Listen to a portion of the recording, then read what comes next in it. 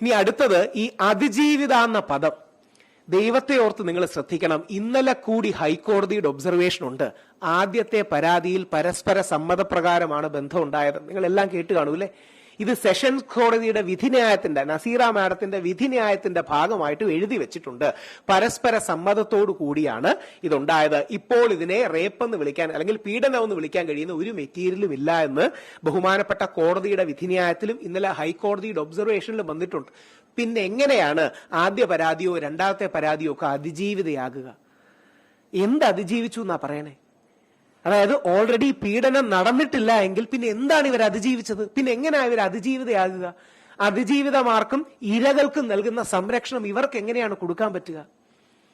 പേര് പറയണമെന്ന് ഞാൻ പറയുന്നില്ല, ഞാനും പേര് പറയില്ല, സംശയമൊന്നുമില്ല. പേര് പറഞ്ഞു എന്ന് കള്ളം പറഞ്ഞ് എന്നെ അറസ്റ്റ് ചെയ്ത് 16 ദിവസം ജയിലിട്ടതാ. പേര് പറഞ്ഞു എന്നും ഫോട്ടോ ഇട്ടു എന്നും പറഞ്ഞ് കള്ളം പറഞ്ഞ് എന്നെ അറസ്റ്റ് ചെയ്തതാണ്. നിങ്ങൾ അറിയേണ്ട കാര്യം കൂടിയുണ്ട്. ഞാനൊരു AI ജനറേറ്റഡ് വെറും ഒരു പെൺകുട്ടിയുടെ ഫോട്ടോ ആണ് ഇട്ടത്. അപ്പം പോലീസുകാർ എന്നോട് പറഞ്ഞു ഞങ്ങൾക്ക് അന്വേഷണം നടത്തണം, ഇത് തന്റെ ഫോട്ടോ വേണമെന്ന് ആ പെൺകുട്ടിക്ക് തോന്നിയാൽ അല്ലെന്ന് പറയാൻ ഞങ്ങൾക്ക് FSL റിപ്പോർട്ട് വേണോ? ചുമ്മാ ഓരോ ടെക്നിക്കാലിറ്റി പറയുക, ചുമ്മാ പറച്ചിൽ നിന്ന് വേണ്ടി എന്ന് പറഞ്ഞു. FSL റിപ്പോർട്ട് വരട്ടെ. ഞാൻ സാറിന് കണ്ടാ പോരെ, ഇത് ആ പെൺകുട്ടി അല്ലല്ലോ. അപ്പൊ യഥാർത്ഥത്തിൽ നിങ്ങൾ ദയവായി ശ്രദ്ധിക്കേണ്ട കാര്യം, അതിജീവിത എന്നുള്ള പദം വിശുദ്ധവും നിയമപരമായി വളരെ പ്രാധാന്യമുള്ളതുമാണ്. ലൈംഗിക അതിക്രമ കേസുകളിലെ സ്ത്രീകൾക്ക് സുരക്ഷ, സ്വകാര്യത ഉറപ്പാക്കാനാണ് ആ മഹത്തരമായ പദം നമ്മുടെ നിയമ സംവിധാനത്തിൽ യൂസ് ചെയ്യുന്നത്. ആ വാക്ക് സൂക്ഷ്മതയില്ലാതെയാണ് പലരും ഉപയോഗിക്കുന്നത്.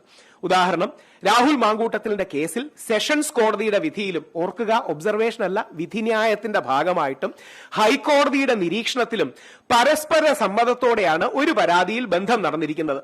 അതിൽ ധാർമ്മിക നിയമ പ്രശ്നങ്ങളില്ല എന്നും ഹൈക്കോടതി നിരീക്ഷിച്ചത് നമ്മുടെ മാധ്യമങ്ങൾ കാണുകയുണ്ടായി. ഈ അവസരത്തിൽ ആ സ്ത്രീകളെ അതിജീവിത എന്ന് സംബോധന ചെയ്യുന്നത് നിയമപരമായി ശരിയല്ല. പരാതിക്കാരനാണ് വിളിക്കേണ്ടത്. യാതൊരു പ്രശ്നവുമില്ല, പരാതിക്കാരൻ തന്നെ വിളിക്കണം. പേര് പറയണമെന്ന് പറയുന്നില്ല, പരാതിക്കാരനാണ് വിളിക്കേണ്ടത്. അവർ അതിജീവിതകളല്ല എന്ന പരാമർശനത്തിനാണ് എന്റെ ജാമ്യം റദ്ദാക്കണമെന്ന് പറഞ്ഞ് പോലീസ് കോടതിയിൽ പോയിരിക്കുന്നത്. നിങ്ങൾ അറിയുമ്പോൾ അത്ഭുതപ്പെടും. രാഹുൽ ഈശ്വർ അവർ അതിജീവിതകളല്ലെന്നും ഈ വ്യക്തി വ്യാജ അതിജീവിത എന്ന വാക്ക് ഉപയോഗിച്ചു. ആ വ്യാജ അതിജീവിത എന്ന വാക്ക് ഉപയോഗിച്ചത് അവർക്ക് മാനസികവും സാമൂഹികവുമായി വളരെ പ്രശ്നങ്ങൾ ഉണ്ടാക്കി. പോലീസ് കോടതിയിൽ കൊടുത്തിരിക്കുന്ന റിപ്പോർട്ടില് ഞാൻ വെർബാറ്റിം കോട്ട് ചെയ്യുകയാണ്.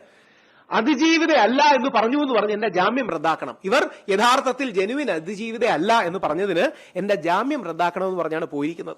ഫെബ്രുവരി 3 തിങ്കളാഴ്ചയാണ് എന്റെ കേസുള്ളത്. ഞാൻ പറഞ്ഞ കാര്യം അക്ഷരം പ്രതി ശരിയാകുകയും കോടതി നിരീക്ഷണത്തിന്റെയും വിധിയുടെയും അടക്കം ഭാഗമായി വരികയും ചെയ്തിരിക്കുകയാണ്. സെഷൻ കോടതിയുടെ വിധിയുടെ പശ്ചാത്തലത്തിലാണ് പറയുന്നത്. ഹൈക്കോടതിയുടെ ഒബ്സർവേഷനോട് ഞാൻ നിങ്ങളോടൊരു ചോദ്യമായിട്ട് ചോദിക്കാം. രാഹുൽ മാങ്കൂട്ടത്തിലും A എന്നൊരു പെൺകുട്ടിയോ അല്ലെങ്കിൽ B എന്നൊരു പെൺകുട്ടി അല്ലെങ്കിൽ C എന്നൊരു പെൺകുട്ടിയും പരസ്പര സമ്മതത്തോടെ ബന്ധത്തിൽ ഏർപ്പെട്ട് ആ പെൺകുട്ടി പരാതി കൊടുത്ത് കോടതി ഇത് പരസ്പര സമ്മതത്തോടെയാണെന്ന് പറഞ്ഞ് ബലാത്സംഗവും പീഡനവും അടക്കമുള്ള സെക്ഷൻസ് മാറ്റിക്കഴിഞ്ഞാൽ പിന്നെ എങ്ങനെയാണ് ആ പെൺകുട്ടി അതിജീവിതയാകുക? ലോകത്തെവിടെയായാലും ഏത് സമയത്തും 24 വാർത്തകളും ഓഗ്മെന്റഡ് റിയാലിറ്റി പാക്കേജുകളും എക്സ്പ്ലെയിനറുകളും വിശദമായി കാണാൻ ഞങ്ങളുടെ യൂട്യൂബ് ചാനൽ നിങ്ങൾക്ക് സബ്സ്ക്രൈബ് ചെയ്യാം.